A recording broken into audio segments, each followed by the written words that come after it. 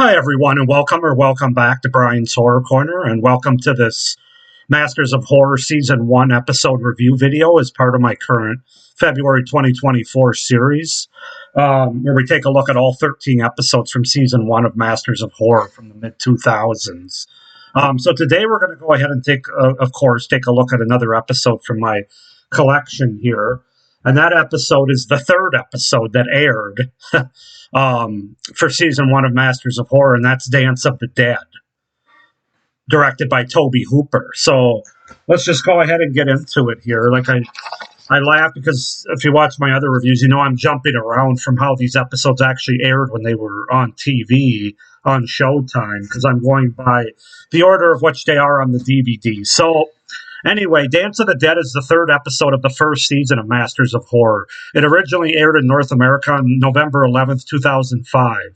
Richard Christian Matheson adapted the episode from a 1954 short story of the same name by his father, Richard Matheson. Smashing Pumpkins frontman Billy Corgan scored this episode. That's interesting. So basically, it opens in 2008. Terrorists developed a biological weapon called Blizz.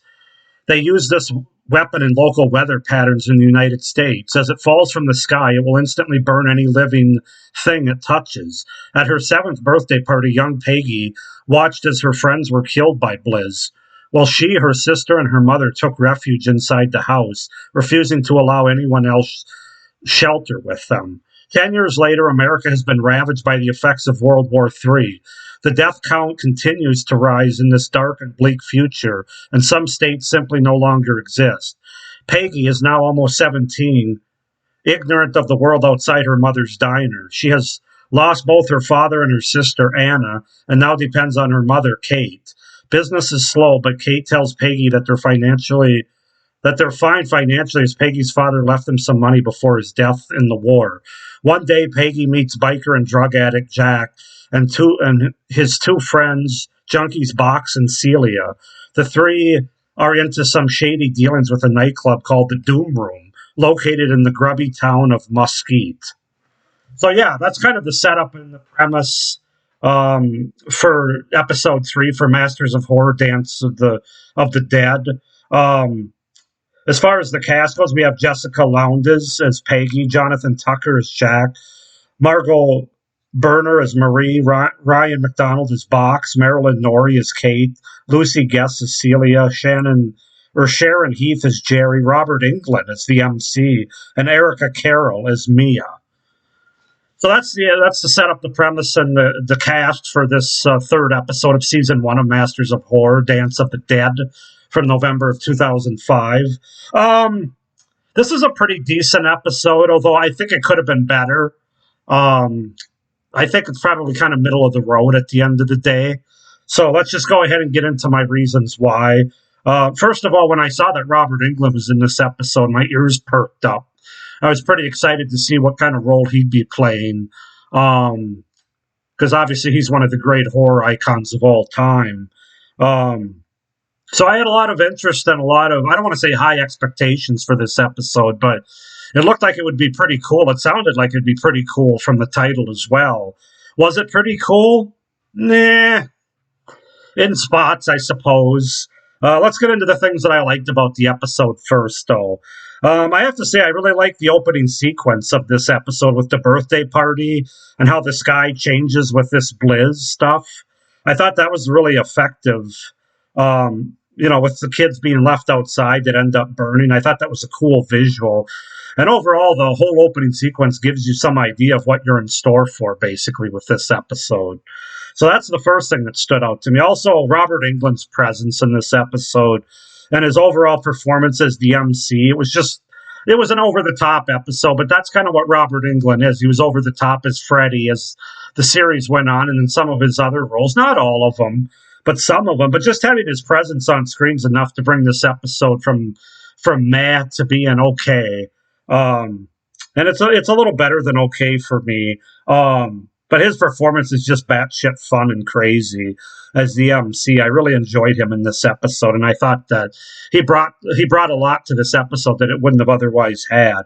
There are some pretty cool visual effects used throughout the episode that totally fit into the narrative of what they're going for, the atmosphere in this episode, which is basically a drug induced dystopian environment, dystopian future that's all drug induced. That's the best way to describe this episode for the most part. This episode has a lot of boobs in it. So if you're looking for nudity, and I've said that so far about every episode in this series, I'm only 4 in, 9 to go. But this episode, there's a lot of boobs in this episode at this dance club, the Doom Room as it is. Yeah, a lot of nudity, a lot of boobs. Um, the episode also has some violence and some decent blood and gore, more blood than gore, I would say. But at one point, there's dead bodies that would appear that are thrown into a big dumpster and set on fire. So that's pretty violent. Um, and then my final pro is I have to give him credit for a very inventive idea and premise, which I think is executed fairly well by Toby Hooper, especially later in his career. Where, I mean, let's face it, some of his later work wasn't quite up to the standard of some of his earlier work in the 70s and 80s. I mean, rest in peace to Toby Hooper. He's definitely a horror legend, but I thought he did a good job executing this episode for what it was and what they were going for. And then finally, I guess that wasn't my final pro. My final pro is there's a twist at the end of this episode that ties into this mother Kate um, and the daughter Peggy that I thought was interesting and kind of, I don't want to say it was a jaw drop or anything like that, but I think that it was interesting. It kind of makes sense when you go back and think about the episode. And I thought it was executed fairly well for the most part, not entirely, as we'll get into as in one aspect with my cons here. But yeah, those are my pros for Dance of the Dead from Masters of Horror season one. As far as what I didn't like about it, a lot of it has to do with the way this episode was shot. It was hard to stay focused both from a narrative standpoint and a visual standpoint because they use a lot of like blurred flashback vision kind of style throughout most of the episode. You get a lot of shaky cam. So that's just kind of hard to watch and follow in general, and almost it's like I thought it was overdone in this episode. To be quite honest with you, it was just really hard for me to not necessarily stay engaged, but just stay into it. I was kind of wanting the episode to end because of that, which I don't necessarily think is a good thing. Also, from a narrative standpoint, it really doesn't spoon feed you much of anything here. There's a couple exposition dumps with the twist at the end and some other things, but for the most part, this is just this is like a dystopian future, end of the world kind of apocalyptic situation. And the whole Dance of the Dead, why people are entertained by it's not really explained. I wouldn't necessarily pay money to watch people be zapped by like a goat zapper and to dance on stage like these dead bodies. But hey, maybe they're all high on drugs. Maybe that does it for them when they're under the influence of certain narcotics or something. I'm not sure, but yeah, I don't know. It just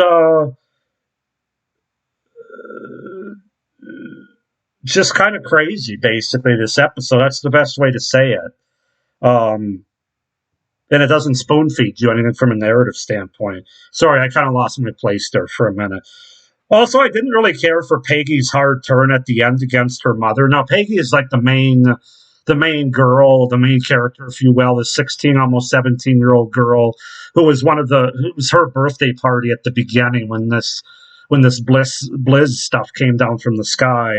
Um, she lost her dad. She lost her sister. We find out more about it with the ending twist, which I said the twist I thought was interesting, but she kind of has a hard turn against her mother in the end of this episode. Just just kind of transitions into becoming part of this fucked up world, basically. And I don't feel like it was earned. I didn't really buy it. It just wasn't a very good, believable character arc. From where she started. I mean, she's kind of this goody two shoes, lives a very sheltered life. Now I don't know. Maybe the drugs did it. Maybe she always had this in her and just needed somebody like the character of Ryan McDonald's character of Box to bring it out in her. as they get romantically involved. I don't know, but overall, from a character standpoint in this episode, I just wasn't buying what they were selling. It's not the actress's fault. I think it's more the way it was written and the way it was presented. It just was kind of a hard turn for me that wasn't earned. And then finally, I mentioned this a little bit before, but this whole Dance of the Dead thing was just kind of weird. It's really messed up that people are entertained by it. But again, dystopian world, drug-induced. Who am I to judge? But I don't know. It's just kind of weird to see they had these bodies that were dancing. Apparently, they were kind of dead, kind of not dead. They were the undead, I guess. And a lot of them, in order to get them to do the dance moves, they had to be zapped with this cattle prod or something. I'm not really sure. There's a lot in this episode I'm not 100% sure about. And that's part of the hard part to focus on this episode, frankly. But with that being said, there are some good things that I like about this episode. Robert Englund, the opening, the premise, Toby Hooper. I think I'm going to give this episode a 7 out of 10. I think it's pretty decent. It's worth a watch. I don't think it's certainly not as good as Cigarette Burns or maybe what some of the other episodes will be that I have yet to review. It's a little bit above average, but not much above average in my opinion. I just think they could have gone in some other directions, but it's clear they had a vision for what they wanted to do, and for that part, they probably executed. It's just not really a vision that I really care for. But 7 out of 10 for Dance of the Dead, episode 3 from season 1 of Masters of Horror. Please like this video, hit the little notification bell down below, and subscribe to my channel so you don't miss any of my upcoming reviews for this series or any of my great horror content for the rest of 2024. A lot of great stuff planned for you guys throughout the rest of the year beyond this series. With that being said, I hope you guys are enjoying this series. I hope you enjoyed this review specifically. And as always, stay scared. Bye.